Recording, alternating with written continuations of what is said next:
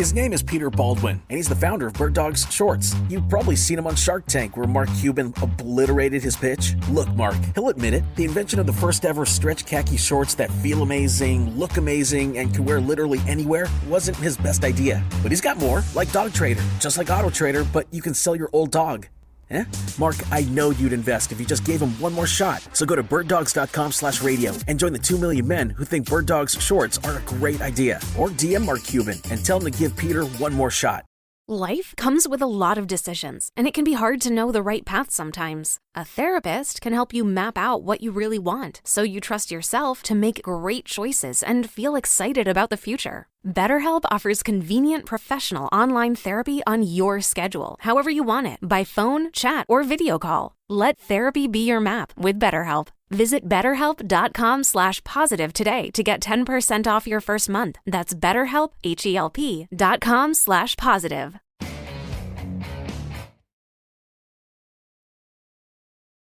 This is Sports Daily on Wichita's #1 sports radio, 97.5 and 1240 KFH.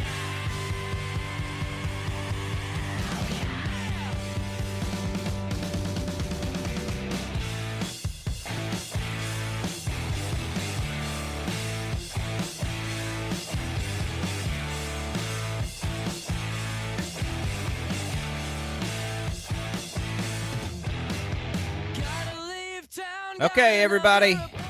Welcome back. Hour number 2. We're going to get this hour going. So here's how the weekend went. So Phil Steele was able to get an interview with Phil Steele, who, for college football people, he puts together a great preview magazine. But the reason I always like Phil Steele is because he talks to all the coaches, like almost all of them, as a part of his process to put this thing together. And I've known this because I've talked to him in the past at some point. I don't even remember when. Like, he's an encyclopedia on this stuff. Like, the recall is instant. So you can ask him anything. So I wanted to get with him as we did the CBS Sports Radio shift nationally. Well, here locally, because the Royals were rescheduled, a doubleheader covered up the interview for the folks here in Wichita. So I thought, well, you know what? Let's get that for people here, because we did talk, about the Big 12 and everything else as a part of our more broad conversation. So we're going to play that for you here to open things in hour number 2. We'll get you that segment, Tommy. I think, he's as good at this point in the season. He's as good as there is. It's sort of taking a look at things. Yeah, I'm looking forward to hearing it. I didn't get a chance to catch it this weekend, so looking forward to hearing that. All right, so we'll have that for you right here. We'll come back after the interview. We'll set it up, and then we'll go Royals to wrap up the rest of hour number 2. So here you go, Phil Steele from CBS Sports Radio with me here. This was on Saturday. Joining us on the hotline right now, the legend himself, college football royalty, Phil Steele. You've seen his magazine. I know you have. Phil, we really appreciate you stopping in to talk a little college football before, what are we now, about a month away from go time here before we get into practice and really going on this? Yeah, it started the August 1st starts practices for the teams, and I think the first game is in about 40 days, Jacob, so we're not too far away. Everybody's going to be gearing up for it. Summer vacation's going to be over for these coaches. It's a wild time in college football. The game has changed. I just wonder, before we get into the specifics, as you've been doing your college football preview, for a long time, in the current landscape with all the realignment and the NIL deals, do you find it any different, any more or less enjoyable to cover this sport the way you have forever? Well, it's a lot more frantic in the final weeks of the magazine process, Jacob, and the fact that this transfer portal. And the good news is this past year they closed the portal on May 15th. So whereas in, maybe 10, 15 years ago I was able to send a magazine to the press in May and know I have all the rosters complete and up to date, this year I had to send it to the press on June 7th because what I did is I waited till the transfer portal closed. Then I gave it about 3 weeks after the portal closed to capture where everybody was going. I think we've captured about 99% of the moves. So we come out later than everybody else does, football magazine-wise. And I'll tell you what, I talked to 122 of the 133 head coaches this year. Each of them has my cell phone number. I told them, text me, call me if you get anybody in last minute. And we were getting on June 6th, I was getting texts. Hey, we signed this guy. Hey, we signed this guy. So we're adding them to the pages frantically in the last minutes of it. So that's probably been the biggest change has been the transfer portal. As you look at the landscape, let's go, big picture here to start things off, talking with Phil Steele, of course, legendary magazine that we all take a peek at as we get ready for the college football season. The SEC's king, again. Where do you think the next best brand of football will be played this year? What conference do you think will have just, sort of top to bottom that league maybe that people aren't expecting? Is it the Big Ten, naturally because there are so many teams, or maybe somebody else that you're expecting to step up and surprise us this year outside the SEC? Yeah, I think the big two conferences are the SEC and the Big Ten. And when you look at the Big Ten, you go to the East. They've got three teams that rank in my top five of the power poll in Ohio State, Michigan, Penn State, all worthy of being national title contenders. And out of the West, Wisconsin and Iowa. But if you're looking for a conference other than the two big boys, I'm going to say the Pac-12 this year. And they are just absolutely loaded, Jacob, at the quarterback position. They've got the Heisman winner in Caleb Williams. You've got Cam Rising from Utah. You've got Bo Nix coming back from Oregon. You got Michael Penix, who threw for over 4,000 yards at Washington last year. It is just Washington State's got Cam Ward coming back. So it's a loaded quarterback conference. I think the Pac-12, which has had trouble qualifying for the playoffs because they beat each other up, that might happen again this year. All the big boys are playing each other, and so even USC's got to play at Oregon, at Notre Dame. Everybody's got a couple of tough road tests. You might not see the Pac-12 in the playoff this year because they beat each other up, but to me, it's clearly going to be a highly competitive conference and loaded with quality teams. Let's look at the Pac-12 for just a second then. USC, I keep seeing, a lot of pressure, a lot of, Lincoln Riley there now with Caleb Williams. Are they good enough to make a run in this? We know they have a great quarterback. We know, the offense is probably going to be pretty good, but top to bottom, is that a team that could contend for a national title this year? Yeah, I think so. And the key is going to be the defense. And going over the squad with Lincoln Riley, he addressed the defense wholeheartedly. I mean, he brought in Bear Alexander from Georgia, who was my number 6 rated defensive lineman out of high school, 6'3", 315. He brought in Anthony Lucas from Texas A&M, who was my number 8 rated defensive lineman out of high school. He brought in Mason Cobb, who had 90-some-odd tackles at Oklahoma State last year, a solid cornerback, and Christian Roland Wallace comes over from Arizona. So they do have added talent, and they're stronger defensively, and that's going to be the key. Defensively, I should say, and that's going to be the key. But they've got Caleb Williams back. They've got a veteran offensive line. They've got dangerous receivers and running backs. So to me, they're very capable of getting there. And remember, last year they almost made the playoff. Had they beaten Utah in the Pac-12 title game, and remember, Caleb Williams got banged up early, took 6 sacks in that game because he was banged up, wasn't quite the same. Then they would have made the playoff last year. So I give him a shot. I didn't put him in my top 4 because of those 2 tough road tests, but I think they clearly are a national title contender. Phil Steele joining us. Phil Steele's college football preview out, philsteele.com. You can get your hands on it and get ready for the season. One more out of the Pac-12 before we switch it around a little bit. Colorado. I've contended for a while that there may not, at least in the beginning of the season, be a more interesting team, a more watched team than what Prime can do at Colorado. How good could they be? Just by talent. It's been chaotic there. I get it. But, how competitive is that team going to be, do you think, this year?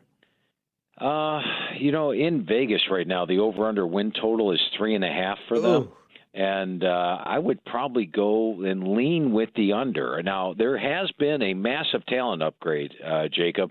But here's the thing. A lot of these guys joined after spring practice, so they weren't even in for spring. In fact, if you watch the spring game, you'll see like 4 or 5 of the stars of the spring game. They're gone now. And so all these players are going to have to come in August 1st. Let's say that's when they come in at Colorado. And in 1 month, become a team somehow. Now, there's no doubt if you go position by position, this team has more athletic talent than what they had last year, and in some positions by a lot. I just think it's going to be tough to make them into a team, and throw in the fact they're playing in the Pac-12. Their non-conference games are at TCU, Nebraska, which is loaded this year, so it's a very tough schedule to go on top of it. So I think it's going to be a rebuilding year for Colorado, but I mean, who knows? Maybe Deion surprises this year. Let's jump over to the Big 12. I'm here in the state of Kansas, so we cover things extensively there. Interesting in the polls, preseason media polls, Texas is put on top. First time in a very long time they've been put there. Are you with that as much as Kansas State has returned to put Texas at the number one spot in the Big 12? Yeah, and I tell you what, if you're in Kansas, Jacob, how different is it not seeing Kansas pick last in the Big 12 this year? It's been 13 years. I told Coach Leipold, I said, Coach, I'm a little mad at you. I mean, it used to be easy for me. I would just put Kansas last and then worry about the other 9 teams or 10 or 11, whatever teams are in the Big 12. And he said he's not going to apologize for that. Great job he did. But, yes, I do have Texas as the best team in the Big 12 this year. I think if you look at my position rankings in the front of the magazine, they come in with my number 14 set of quarterbacks. In fact, all their units rank in my top 25, and they're including special teams, which is number 3. They've got a player in Jalen Ford at linebacker who probably should have been the Big 12 Defensive Player of the Year last year. Offensively, Quinn Ewers is back. They are loaded at receiver. The offensive line returns intact. They are the most talented team. Now, I'll say this. They're the only team in the Big 12 that has to play each. If you look at the top 6 teams, they're the only one that has to play each of the other 5 of the top 6 teams. So a tough schedule for Texas. Everybody's going to be gunning for them, but they do have the talent to get there this year. Pick 2 in that preseason poll is Kansas State, the defending champion. They won the Big 12 championship game a year ago. They return a quarterback in Will Howard, who I think if he continues what he did last year, is probably climbing into NFL, radars, which is a remarkable story if you saw how the first couple of years of his career went. But what about him and the Wildcats? They sent 4 guys to the NFL, which is a lot to overcome for a school like Kansas State. But they do return the entire offensive line. They do return a quarterback who I think, could become a real hot NFL commodity based on his size and skill set if he repeats last year's performance. I agree with you, Jacob. I mean, he is 6'5", 248 pounds, and probably Coach Kleiman called him the most improved player in college football last year, and I agree with him. He's a big kid. He throws it well. He understands the system, and he's the ultimate leader. Now, the big question is who's going to replace Deuce Vaughn. But I like Treshaun Ward. I like DJ Giddens, so I think they're actually a little bit deeper at the running back core than they were last year.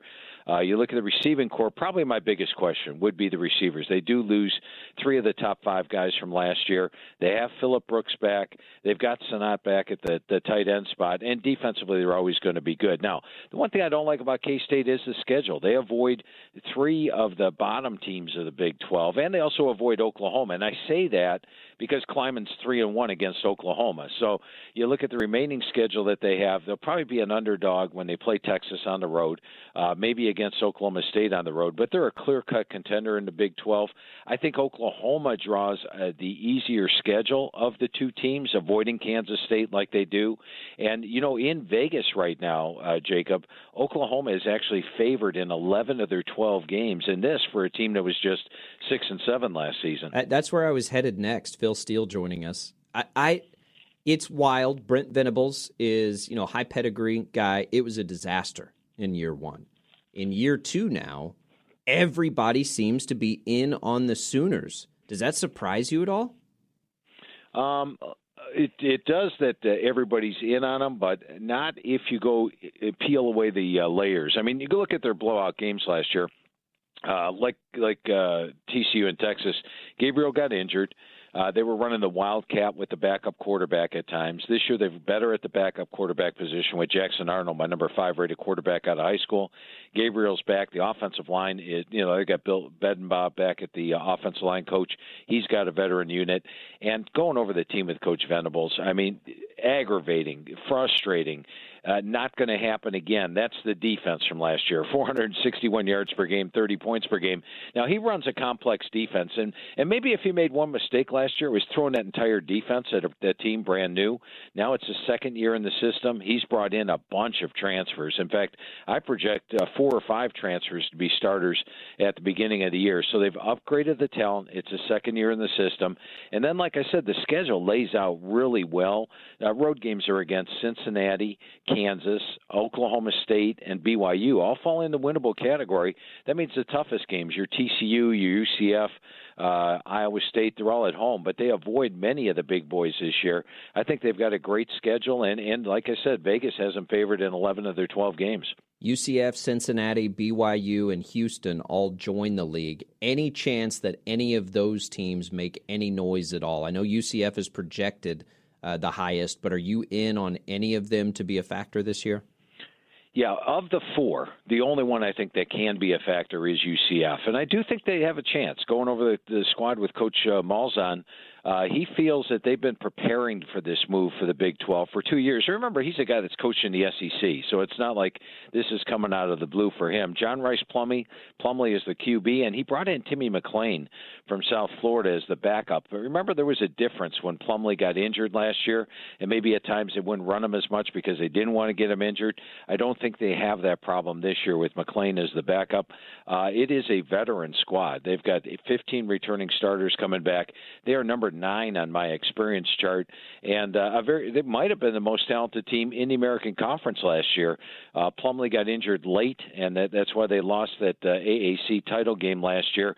They had beaten Tulane on the road, as you recall, but when you look at the schedule, they'll probably be an underdog at Kansas State, at Oklahoma, and at Texas Tech. There's a couple of toss-up games on the schedule. I think it will be a step up in level of competition, but of the 4, to me, clearly the best one is UCF. Phil Steele, Phil Steele's college football preview available, philsteele.com, joining us here on CBS Sports Radio. A couple more for you, Phil. As I look at Vegas odds now, Georgia has been and is a pretty overwhelming favorite here. Plus 220 lately. Alabama, the next closest, at least at the list I'm looking at over at BetMGM, at plus 600. Does Georgia feel like that much of a favorite to you? 3 times essentially better than Alabama at that, from a betting perspective? Probably, in this case, better than Alabama, I would say yes. It's dangerous to go against Nick Saban when he's not preseason number 1. However, they only have 5 starters back on offense, 5 on defense. They don't even know who their quarterback's going to be right now. And they do have some tough games on the schedule, like Texas, LSU, both at home, Tennessee at home, and they have to play Texas A&M on the road. So it's not an easy schedule, but never doubt Nick Saban in this case. However, Georgia has a much easier schedule and a more talented and experienced team, I think, especially when you look at them defensively. Last year, remember, they lost all those first-round draft picks, probably 8 or 9 draft picks overall. This year, they only lost 5. They're actually more experienced defensively than last year. Offensively, they got the best offensive line in the country, my number 4 set of receivers, number 6 running backs. Their question is quarterback. However, unlike Alabama, Carson Beck has been in the system for 4 years, so he's got playing time. He's got a great supporting cast. And when you look at Georgia's schedule, they're going to be a double-digit favorite in their first 10 games. Now, the only game they might not be a double-digit favorite is at Tennessee, but by that time, Carson Beck's got 10 starts under his belt. He'll be a veteran quarterback. So I think Georgia clearly has the better path and are the more experienced team than Alabama, so probably deserve to be that spread-wise, although, betting on a team to be the first three-peat national champion since the 1930s, it's not a big price there at plus 200. Yeah, I think I'm with you, especially with the transfer portal. I do think that throws a wrench into it. So if we are looking at this, outside of the traditional favorites here, who do you think that team is that, nationwide that could sneak in based on what they've done in the offseason or are returning that, who's last year's TCU, I suppose, essentially, that sort of sneaks up on everybody?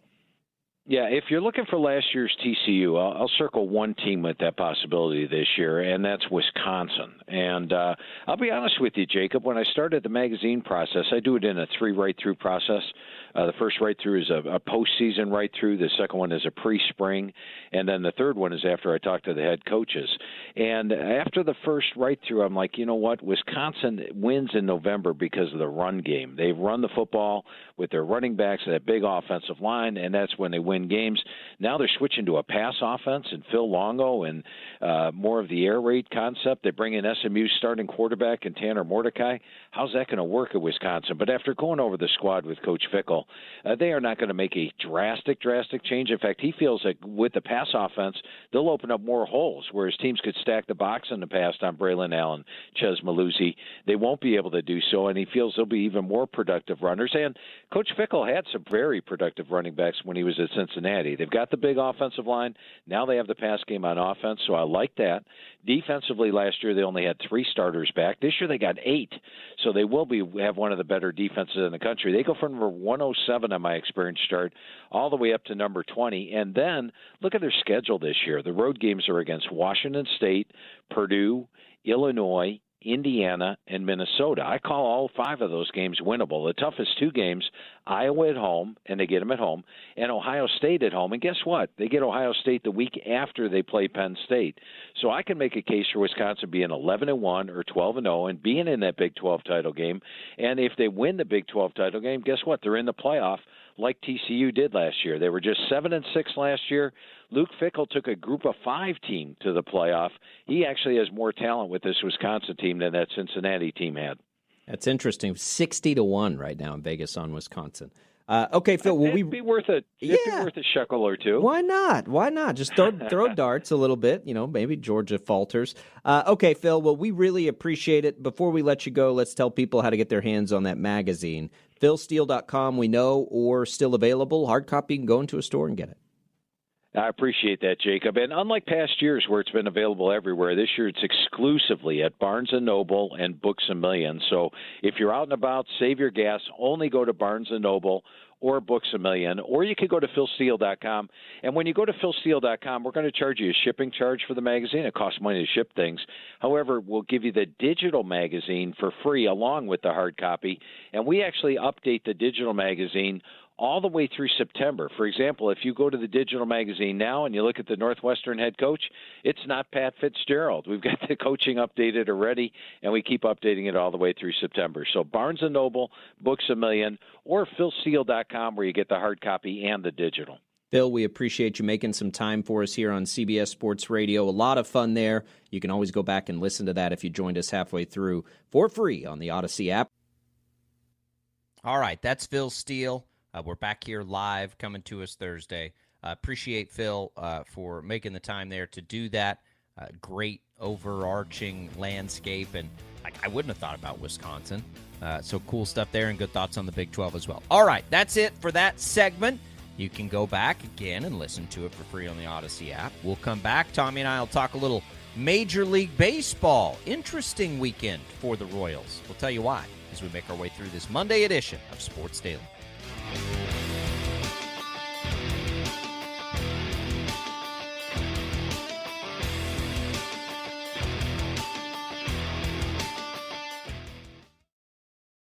All right, let's do this thing. Go! Sports Daily is on KFH.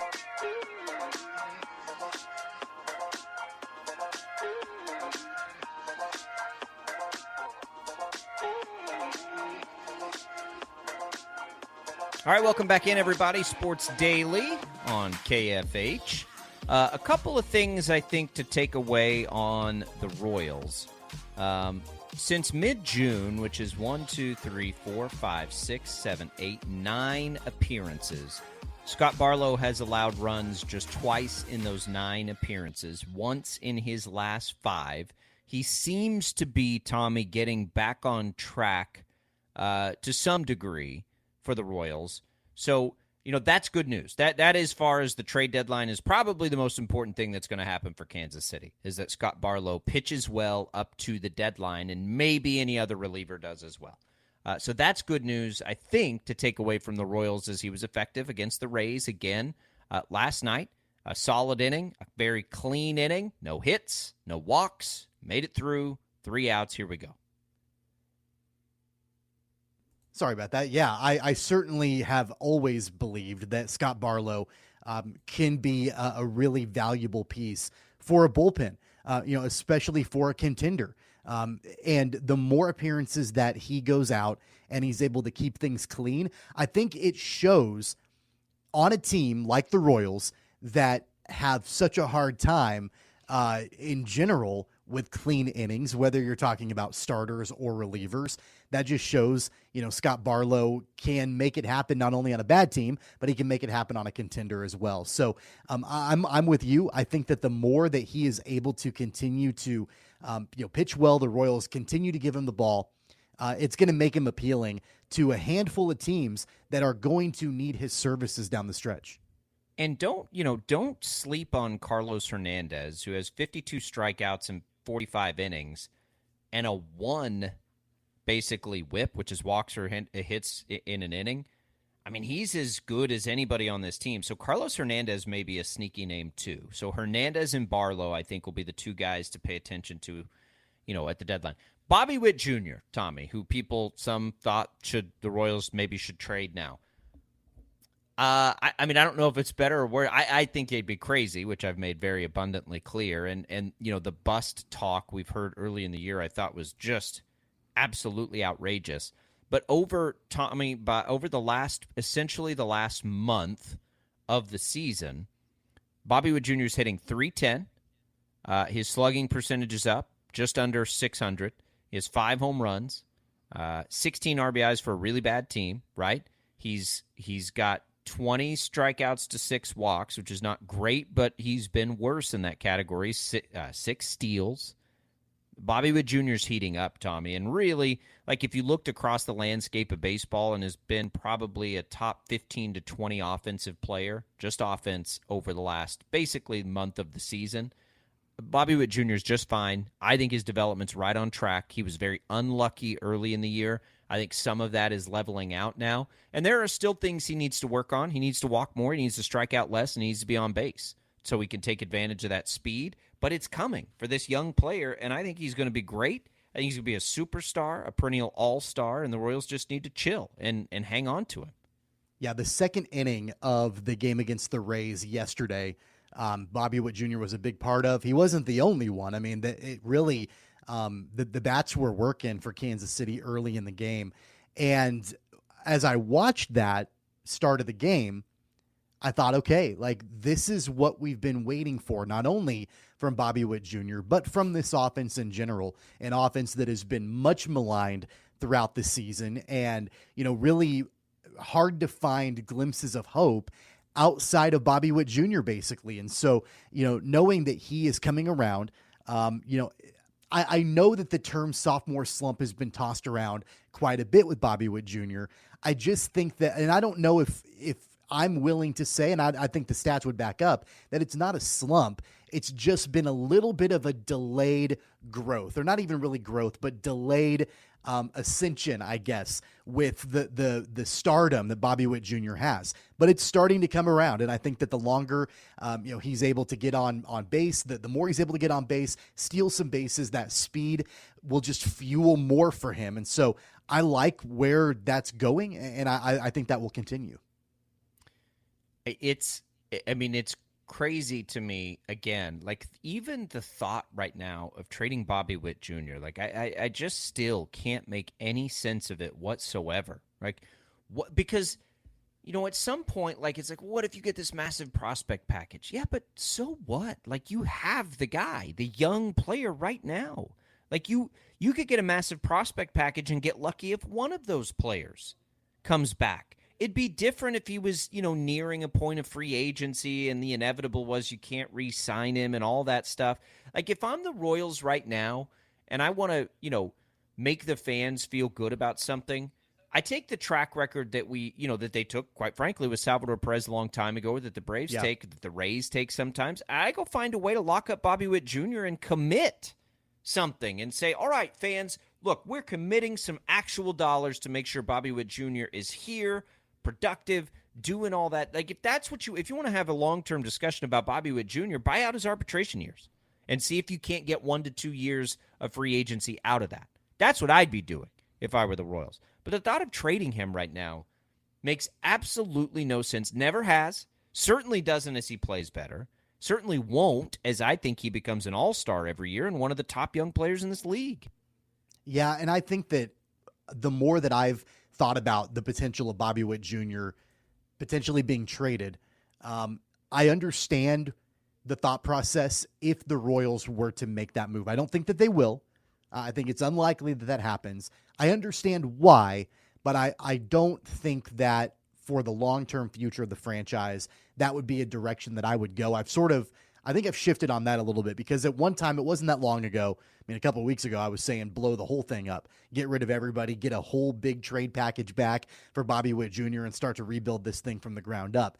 That being said, and I think that some of it has come from the way that Bobby Witt Jr. has played the last couple of weeks, where I thought, okay, like you can build a team around that. You can build a team that can be successful around the talent of Bobby Witt Jr. So hold on to him. I'm with you. I think that you have to do one thing or the other. You either trade him away and get a haul in return, and I don't think that's the right move, or you lock him up long term. I don't think you can play this middle game where you're just, you're going to go year after year of arbitration. And then, when arbitration happens, a lot of times you get hard feelings between the players and their representatives and the team. I think that you've got to commit one way or another. You've got to commit to moving him out and having a fresh rebuild, or you've got to commit to having him be the cornerstone of your franchise for a long time. Yeah, just commit. It's fine. The other cornerstone, Salvador Perez Forever, apparently hurt his hamstring, legging out something. Salvador Perez is not having the year that you trade him on, quite frankly. That also wouldn't make a whole lot of sense. Like, it'd be one thing if Salvador Perez was having a year like you had a couple years ago and you had to make the tough call. You're not going to get anything for Salvador Perez right now, like realistically, unless you ate all the money. But like, this isn't the year to trade him either, because he's not, like, his production's dipped a little bit this year. And maybe that's a long-term trend. I don't know. I mean, it's just fine for the Royals. I'll say that. He's still one of the best hitters on this team. But now if he's hurt, like I think that's dead on arrival too. And the Royals have said as much. Like, they don't have any intention of trading Salvador Perez, yeah. But let's be real. That's honestly as much about they ain't going to get anything for him as it is they don't want to trade him, which is just fine with me because I'd like to see him stay a Royal forever. As soon as I saw that he was removed from the game with that hamstring tightness and was considered day-to-day, my first thought was, well, that's one way to ensure you're not going to get traded, is to get injured. And the play that he was injured on, that was a pure hustle play. Yeah. He was scoring from first and hustling around the bases, and you'll love to see that. He looked like he was in some pain as he was crouching down behind the plate, and so they removed him from the lineup, and hopefully it's nothing severe, because this team, we've seen what it's been like when Salvador Perez is on the shelf. And, even regardless of the stats on the field and whether or not he's having a year that would result in him having a good return in being traded, regardless of all of that, you want Salvy's presence there in the clubhouse. And so hopefully this injury is nothing severe. It's a day-to-day thing. You cross our fingers and hope he's okay. Yeah, I think he will be. I mean, I think long-term he's still got plenty left in the tank. I think he's going to be a Hall of Famer, and I'd just as well see him do it all in Kansas City. So those two names, I think, are going to be off the table. I don't think Bobby Witt Jr. was ever going to be on the table anyway. I don't even know why. Like, if the company line is, anybody's available in the right deal, no, they're not. Like, the company line needs to be, we're not trading. You need on-the-go convenience. Novec Smart Hub delivers. Pay your electric bills, view your energy use, report an outage, and receive alerts regarding your account.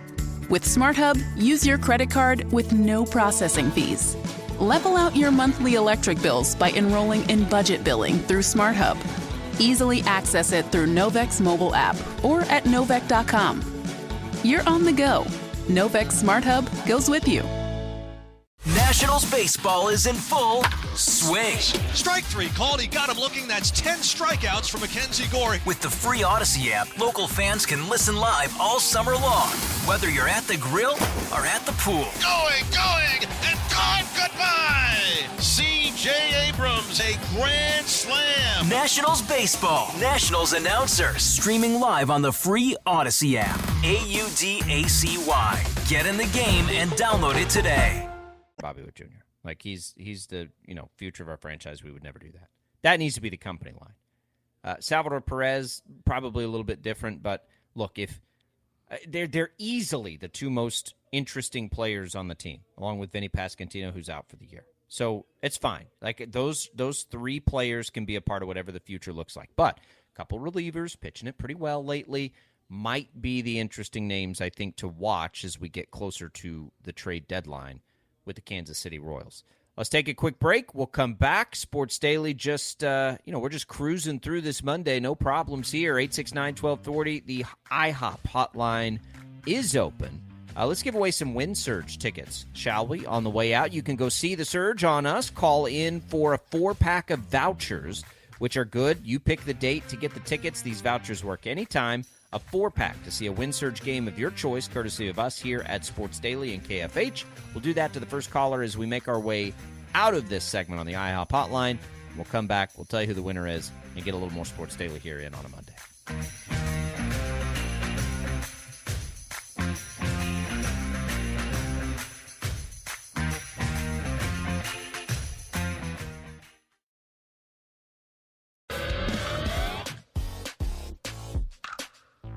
Welcome back, everybody. It is Sports Daily. Monty headed to the Wind Surge. Congratulations, Monty, for winning those, courtesy of us here at Sports Daily. I'm Jacob Albrocht alongside Tommy Castor, Jad Chambers producing for us here.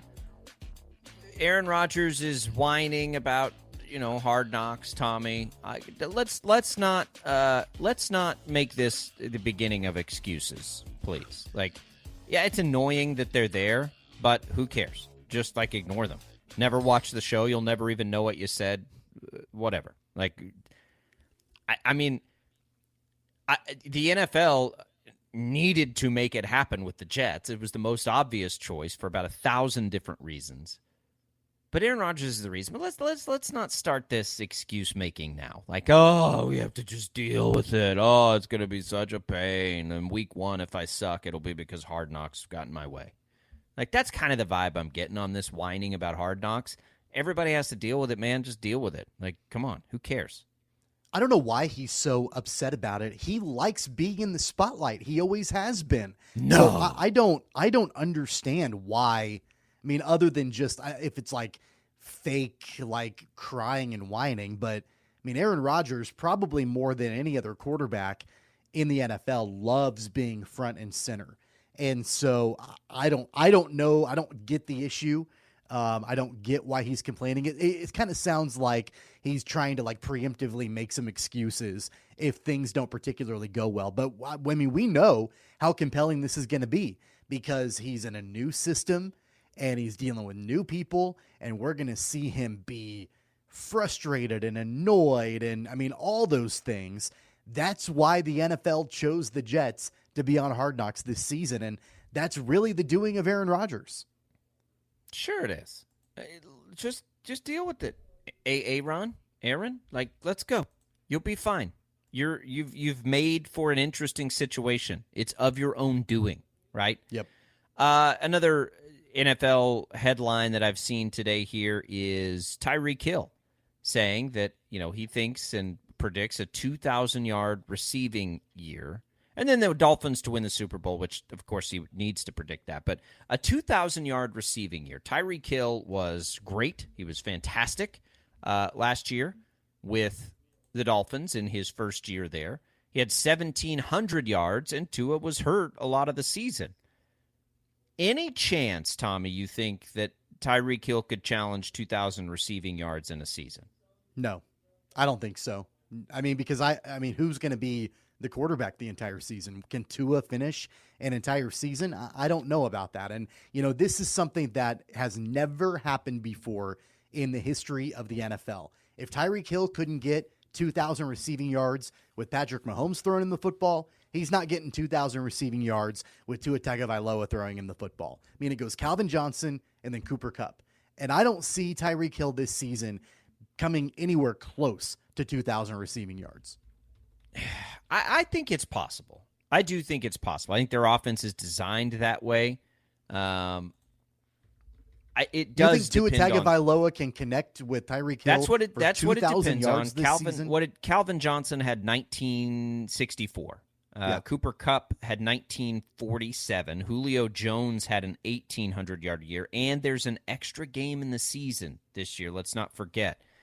I think it's possible because I think you could, like Tyreek Hill. The reason I think it's possible for him is because of the chunk plays, right?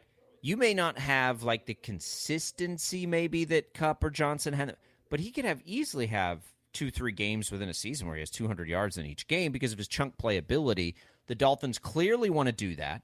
The Dolphins don't have a run game. It wasn't going to happen with Mahomes because Kelsey's there and, they're designed to spread the ball around more. The Dolphins have... But he was getting chunk plays in Kansas City too.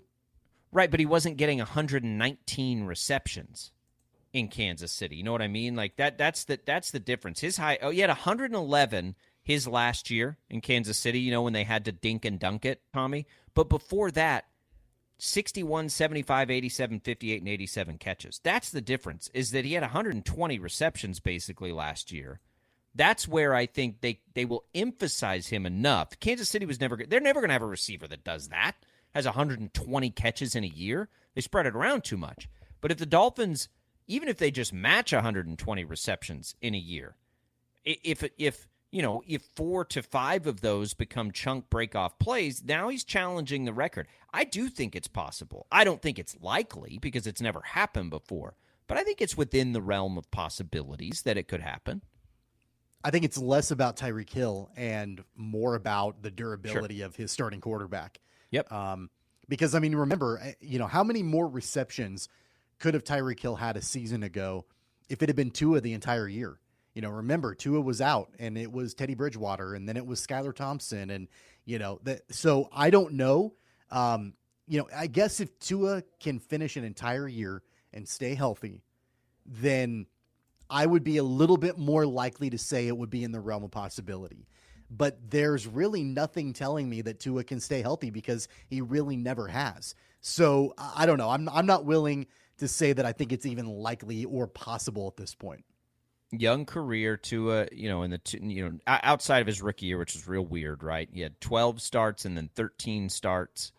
So he missed, a handful of games in both of those seasons. So I agree with you. What's really interesting about Tyreek Hill to me is he's 29. Like, he's entering that phase where he should be slowing down, and boy, he just doesn't feel like he is. And that'll be interesting for his career. He's going to be a Hall of Famer, I think. But, does he slow down, or can he maintain the speed aspect of his game, which has never been in question, right? It's more about what I think shocked us all in his time in Kansas City was how good a receiver he became, how good a catcher of the football he became, right? And if the speed hangs, interesting. Dolphins' chances to win a Super Bowl. The other part of his prediction, here's a question I asked. If you took the AFC top teams, Tommy, so if you take Kansas City, Buffalo, and Cincinnati are obviously the three favorites, but what about the other group? So if you took that other group of teams, which I would contend off the top of my head, I don't have the list in front of me, it probably includes the Chargers, the Jets, the Dolphins, the Ravens, at least those teams, and maybe you could put the Jags and the Browns in there, but put those teams in the NFC, and they're no worse than the third best team in the NFC. Yeah. I might even put some of them ahead of San Francisco. Yeah. That's the difference in the league. So what is that? No better than the fourth best team in the AFC would be that high in the NFC. Yeah, it just shows you that disparity between the two conferences. Really, it's the Eagles and bust, right? The Eagles, the Niners, maybe the Cowboys. But really, other than that, that's basically it in the NFC. I guess you could throw the Vikings up there, but people are low on the Vikings. They're down on the Vikings. So I don't know. Jordan Addison, if Jordan Addison's really good, and I know people loved him as he comes in, don't sleep on the Vikings. especially in the NFC. Like, they're going to have a lot of firepower throwing the football. I think that, and so the reason I say the Dolphins may be a puncher's chance, if the Dolphins were the NFC, they'd have a decent chance to make the Super Bowl. So if they're good enough to do that, who knows if they can just get to the playoffs, what's possible. Interesting for Tyreek Hill there as he makes his way through, and we'll see if he can back it up. 2,000 yards, not likely, of course, because, again, we've never seen it before. But I think with the 17th game, he's as good a candidate to do it as we have. I think, Justin Jefferson, and that's with Jalen Waddle there too, by the way. Justin Jefferson probably has a shot at some point. I think Jamar Chase later in his career probably has a shot at it. There are several receivers that you look at and you're like, yeah, maybe. I might be able to get it done. It's a receiver-rich era in the NFL. There is no doubt about that. Man, I'm ready for training camp. Aren't the Jets involved in the Hall of Fame game too? Like, not only did they get Hard Knocks, but don't they? I think so. I think it's like the Jets and the Browns or something. I think the Jets may report tomorrow.